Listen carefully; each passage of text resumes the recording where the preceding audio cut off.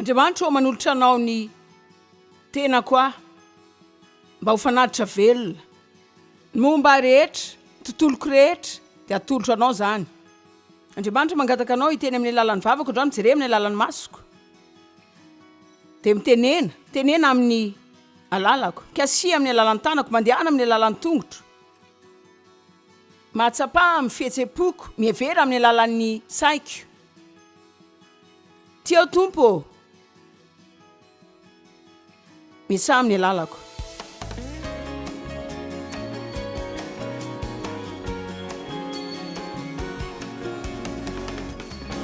Raha amin'ireo tanjoko ny anampy antsika rehetra ho tonga amin'ny tanjona izay hoe feno an'Andriamanitra ao an-tsaina kokoa, izay tena nanantsika fanambarana marina fa Kristy miaina ao anatintsika. Fa isika dia fonenan'Andriamanitra. Zany izao dia tena mahagaga hoe isaky ny mandray isika hoe tena mila mandeha. Za fonenan'Andriamanitra. Kolosiana 1:7 nazy hoe zava-miafy ny ty any amin'ny jentilisa. Dia Kristy ao anatinareo. Fanantenana ny voninahitra. Za mino fa Kristy tonga iaina ao anatintsika satria tsy hisy fomba hafa izay ahafahantsika manantena iaina fiainana izay tiany iainantsika raha toy ny fanatrehany ka tsy ao amintsika foana, mampahery antsika, mampianatra antsika, manome antsika fahendrena, manome antsika hery anaovana izay asain'Andriamanitra ataontsika. Fa vao mafaly dia izay asain'Andriamanitra ataonao rehetra dia afaka ataonao. Tsy mba hampanaonao zavatra tsy ho vitanao izy. Mety hangataka anao zavatra izay tsy ataonao mihitsy izy, fa tsy hangataka anao zavatra izay tsy ho vitanao mihitsy. Ka mila mino isika mahay manao ny zavatra rehetra amin'ny alalan'i Kristy. Ilay mpampahery ahy. Averintsika rehetra hoe za dia fonenan'Andriamanitra. Ndao hijery soratra masina 2 Jona 1:7-20. Dia manosika-hevitra anao mba hanoratra ity teny ity dia jereo indray any an-trano ataovy mahazatra dia dinio tsara mandra-pahatonga azy ho lasa fanambarana aminao fa ianao dia fonenan'Andriamanitra. Ary izay mitandrina ny didiny no mitoetra ao aminy, ary izy kosa ao aminy, ary izao no ahafantarantsika fa mitoetra ao amintsika izy dia ny fanahy izay nomeny antsika. Mamela ny Kristy entrano ao aminy izy dia zareo zany no fonenan'i Kristy. Fonenan'Andriamanitra izy ireo dia izy indray fonenan'izy ireo. Korintiana 1:7-7. Moa tsy fantatrareo ve fa ny tenanareo dia tempolon'ny fanahy masina izay monina ao aiza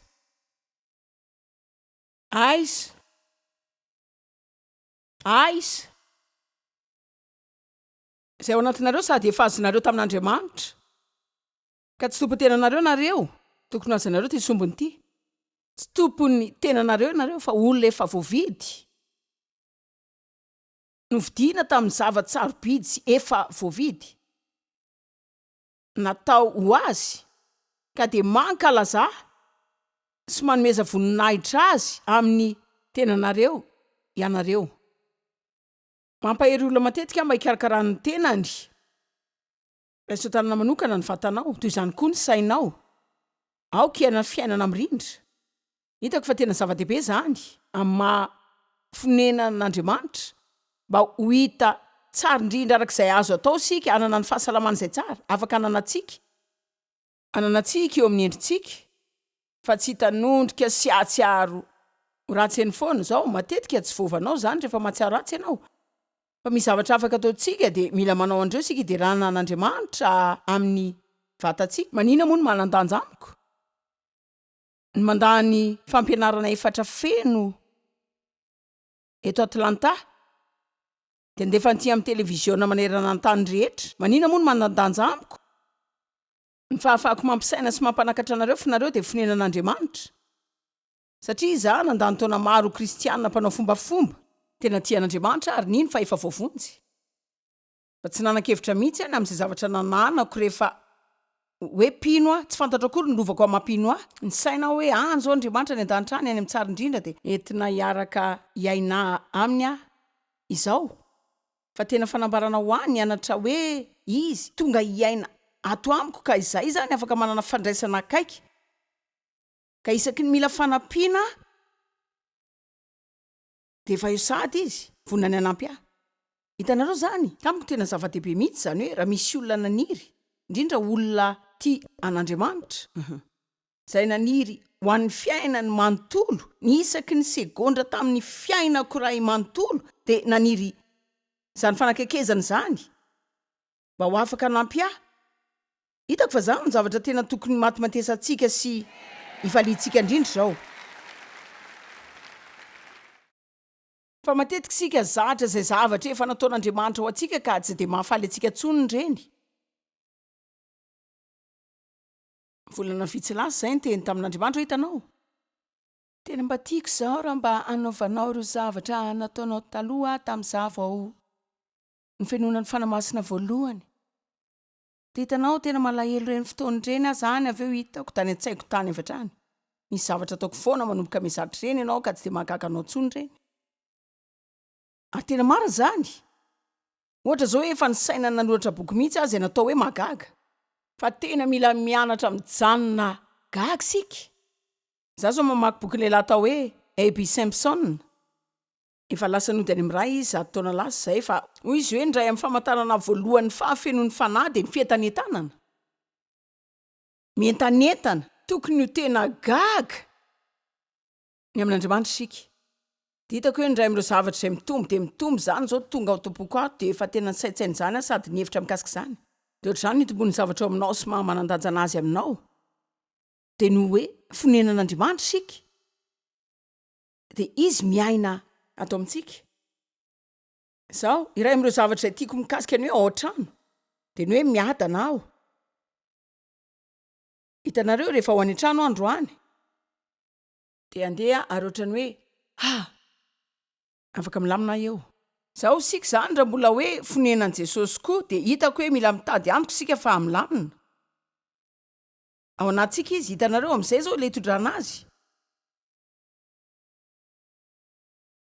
Mila ataontsika zany satria tiantsika izy midera sy miankohaka amintsika. Fa ankoatr'izay mila manao zany sika satria raha tsy milamina Andriamanitra ao anatintsika de tsy mba hilamina koa tsika arak'izany.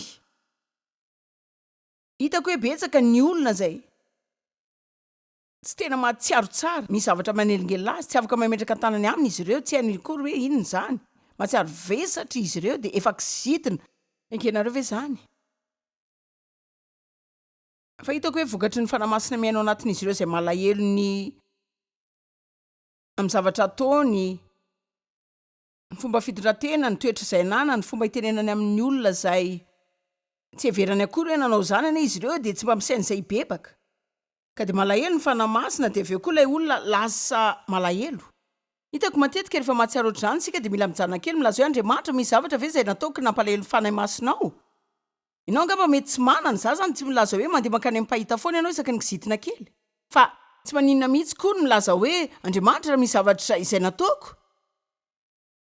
Hitanareo raha misy olona ao an-tranoko izay malahelo ny amin-javatra na olona zay akaiky ahy, manakaiky azy aho de tsapako zany zao. Raha malahelo anatiko ny fanamasiny de za koa alahelo zany de malala zavatra ray izay lazain'ny Baiboly ve nareo zay mampalahelo ny fanamasina tokoa.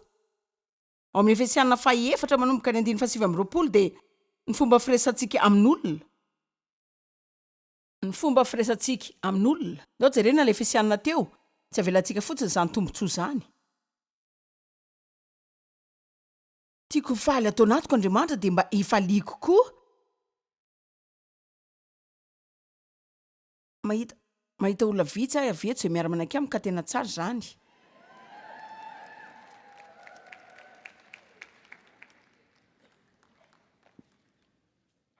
Tena nianatra io teny eo amin'ny Efesianina betsaka mihitsy satria milaza aminareo tena tsy te hampalahelo fanamasina.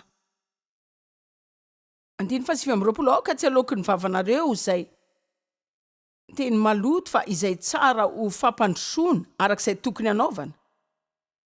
De araka izay ilaina sy amin'ny fotoana mba azon'ny hafa fitomboana ara-panahy sy azon'ny miaino fahasoavana sy mety ahafitahiana ho an'izay mandre izany. 9:30 ary aza mampalahelo ny fanamasin'Andriamanitra aza mampatezitra na manao zay mampahony anazy zay nansina tombo-kasi anareo marika fanamarinana fahan'Andriamanitra fiarovana ao amin'ny andro fanavotana le andro farany fanafana amin'ny alalan'i Kristy avy amin'ny ratsy ny vokatry ny fahotana. Esory aminareo ny foletika fangidiana rehetra sy ny fahavinirana sy ny fahatezerana ny fitabatabana ny fitenenan-dratsy ary ny lolompo rehetra, ny ady ny tomany ny fifandirana teny ratsy ny teny manararoatra sy teniteny foana ny fahakalana rehetra aratsiana mosavy na izay foto-dratsy rehetra dia mitoy izany milaza hoe fa mihoatra noho izany aoka ho ilaina sy ho be fitiavana sy ho mpitsetra sy mpanampy ny hafa. Fa za ty anao ilay teboka-androany hoe Andriamanitra dia akaiky atsika ka rehefa milaza zavatra ratsy amin'ny olo-kafa sika mandratra azy zany, rehefa tsy manaja olona sika mandratra azy zany, rehefa miaraka amin'ny fangidiana sy ny lolompo ary ny tsy famelana sika tsy mandratra antsika rehetra zany fa mandratra n'Andriamanitra ihany koa. Maninona zany mandratra azy? Satria izy nandoa vidiny lehibe ho antsika anana fiainana mahafinaritra dia mahafinaritra, feno hafaliana, feno fiadanana, misy fahombiazana, fiainana mahery. Mampalahelo an'Andriamanitra rehefa mamonena sika. Raha mananjanaka ianao, hainao fa tsy te hijery azy tsy faly zany ianao.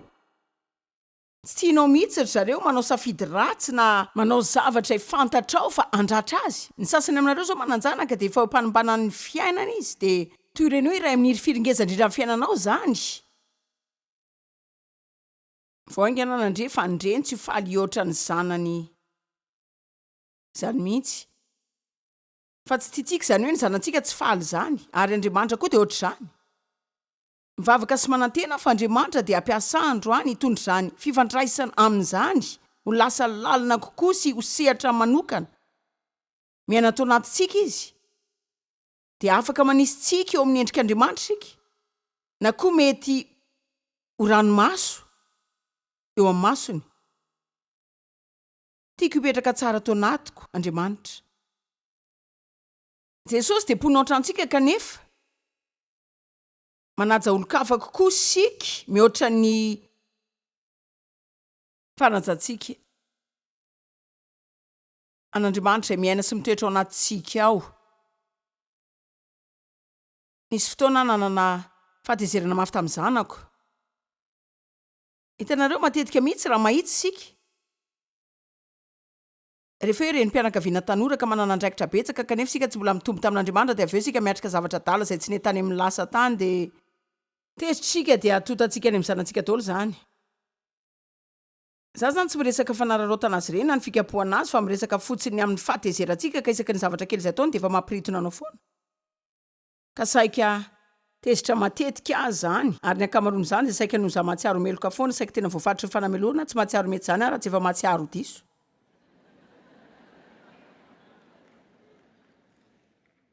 Dia avy eo teny zanako ilalao dia miteny azy koa hoe eto andro kilalao reo dia diovy reto loto reto. Tsy haiko inona niveriko lalao tamin'izany, nivery fa hoe mipetraka eny amin'ny sampanandalana eny ihany zany. Eny mama, eny mama, eny mama, eny mama. Ka indray andro efa tena tsy nazaka tsony dia diovy ihany reto loto reto, tsy ninoko mihitsy zany za zany dia anadio foana dia nareo mpandoty fa tena reraka sy ileny zany tsy mahay manao zavatra tsara ve nareo. Dia rehefa avy manala ny foko aminy eo dia fon'Andriamanitra, fon'Andriamanitra tena tsy hitako ny nataoko. Fantatry ny olona rehetra ve le hoe fa dia ny fona dia nihevitra fa tsy afaka manovy zany. Fa afaka manampy mihoatra lavitra noho izay heverintsika ho vitantsika sika. Fa raha misaina isika hoe tsy mahavita manovy zany, zany zao no lasa karazana fatorany amin'ny fiainantsika izay hihoatra ny fahafahantsika manohatra. Dia tsy hanao ninina amin'izany tsika satria dia isy fanantenana amin'ny fisainana hoe tsy mahay manovy zany. Fa Andriamanitra nanao zao saina izay tao an-tsaiko. Ka nanao hoe tsy voatery hitondra tena tahaka izao ianao raha ny pasteranao no teo ambaravarana eo mpanaovanao zao adalana izao tena hainao ny mamarana azy.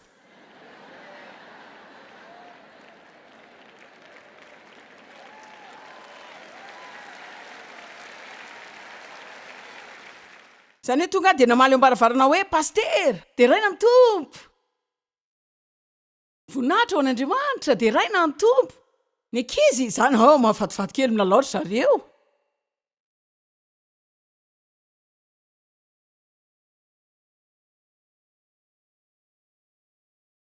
fa le zavatra de hoe lay mpisorona be atsika de Jesosy. Andriamanitra ray, lay fanamasina mafinaritra izay mampianatra atsika sy mitoetra ao anatsika de ao an-trano foana izy ireo.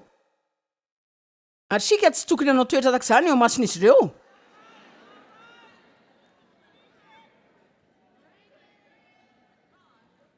Andriamanitra mivavaka aminao mba hosoranao avo roeny ty avatra ty androany, de mba ho azon'ny olona zany, de mba ho azo koa, de ho azonay rehetra zany, mba ho azon'ny olona mijery tele zany. Andriamanitra de mahita zay rehetra ataotsika. Eny daholo ny zavatra zay lazaitsika, fa tsy mamela azy any am-piangonana any alady maraina isika. Isika ny fonenan'Andriamanitra, isika. Tena mahagaga foana isaky ny milaza zany a. Mila mianatra foana isika.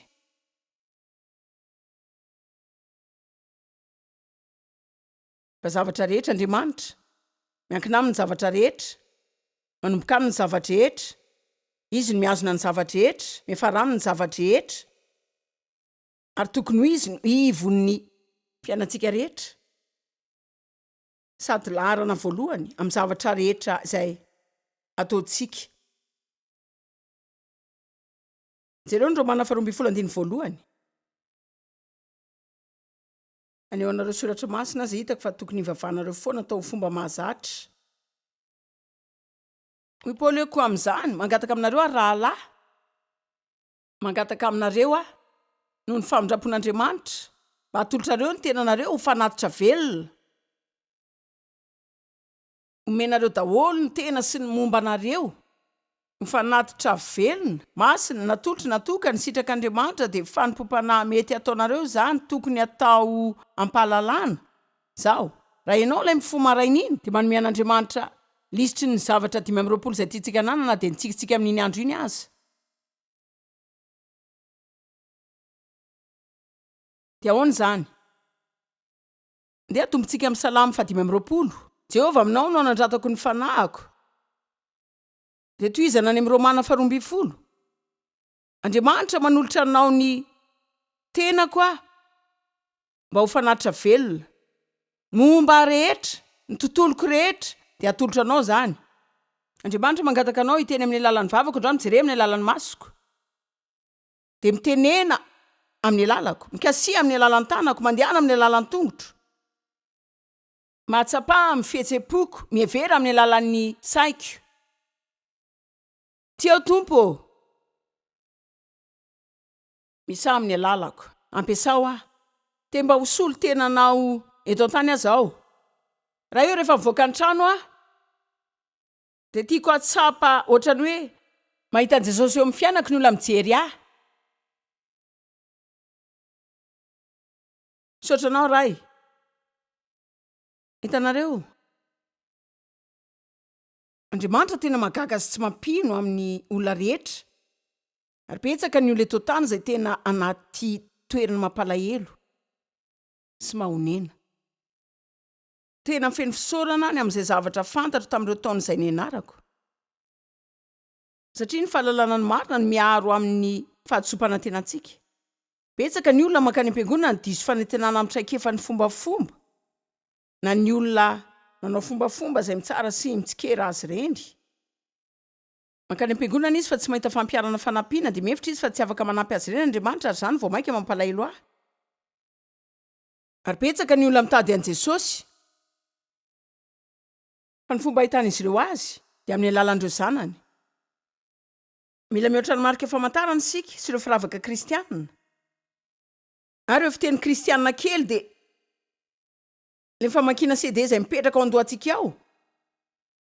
Mila vokatra isika. Vokatra. Ao amin'ny boky Matio, Jesosy nanozona viavy ray. Nandalo teo izy. Ny Baiboly milaza fa hoe nona izy. Ary nandalo teo amin'ilay aviavy mba hijery ny voany. Fa tsy nahita teo afa-tsy ravina ihany.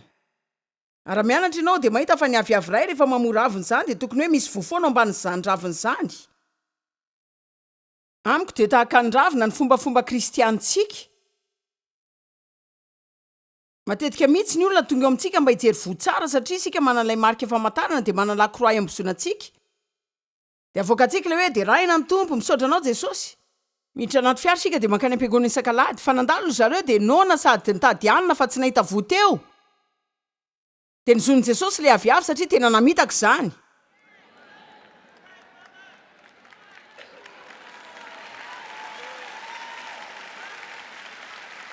za tsy tia mitaka zany za tsy te ho tongotra ray eo ambony pilipitra de tongotra ray any miafinany fa ny ata aloha tena fomba hafa atao am-piangonana ny lahady ary tena tolo hafa mihitsy eo an-trano za sy devy miady mandritra lalana makeny am-piangonana fa malala rehefa tonga baravara zay de raina ny tompo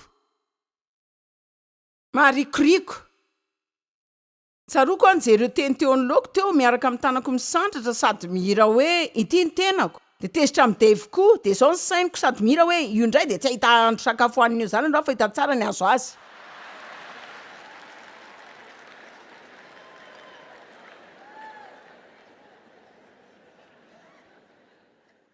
ka raha anao zany sika raha anao zany resaka kristiany zany sika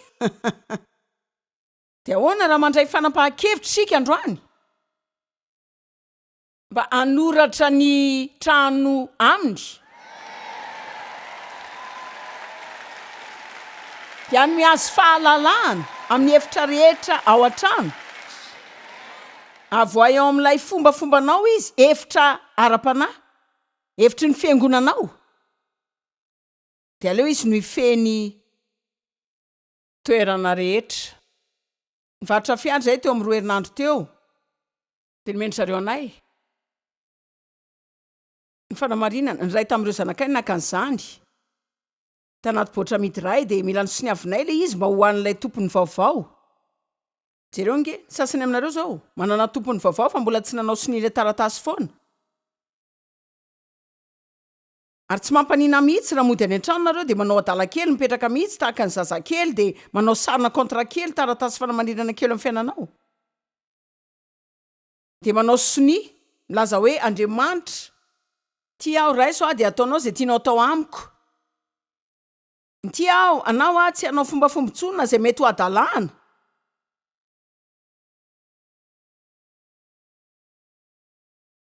tiako mba anao zay tianao atao amiko ianao fa mila nanantsika antoka fa lohany Andriamanitra amin'ny fiainantsika lay tempoly lay toerana masina teo amin'ny mpanota zay no verina fa fasana zay feno karazana sampy ao amin'ny olon'Andriamanitra zany de fonenany zay itoeran'ny fanatrehany sika zao ny fitoerana masin'Andriamanitra angamony kristianina afaka manompo sampy koa ianao hoe tena sao ndray de tsy anao zany hitanareo zao ninina afaka lasa sampy daholo mila maintsy tsara milaza aminareo fa nisy fotoana tamin'ny fiainako zao azy zao tena sampy ho amihitsy tamin'izaho tsy nijery ny fahendren'Andriamanitra mba hanaovan'ireo zavatra izay noheveriko fa ampitombo ny asa fanompona feno fisaorana fa efa nianatra de afaka milaza tsi de amin'izay lazain'Andriamanitra ho tsi eny amin'izay lazain'Andriamanitra fa eny tsy miraharaha zay mety hoheverin'ny olana zay mety ho lazainy fa tsy efa ohatr'izany foana zany tahaka ny olona rehetra izay nanomboka tena feno an'Andriamanitra tato anato ka fa tena feno fanindriny olona ihany koa za efa volana tany fahazazana tsy natsiarotsara tamin'ny tenako fa nakanylanja sy ny azoko tamin'ny alalan'ny asa ary nitady zay alehibe indrindra sy homendrika indrindra amin'ny rehetrarehetra